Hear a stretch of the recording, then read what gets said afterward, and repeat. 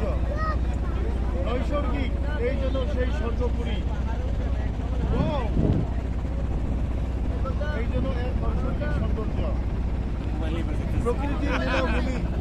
ঈশ্বর যেন এখানে মহান ভোট ঢেলে নিজ প্রতিমূর্তিতে ঢেলে সাজিয়েছেন আপন তুলিতে, আপন রঙের মাধুরী রং তুলিতে এই নৈসর্গিক দৃশ্য তিনি নির্মাণ করেছেন। অসম্ভব, এই কল্পনাতীত, এই অবিনশ্বর, আউটস্ট্যান্ডিং, অসাধারণ, স্পেকটেকুলার, স্পেকটেকুলার।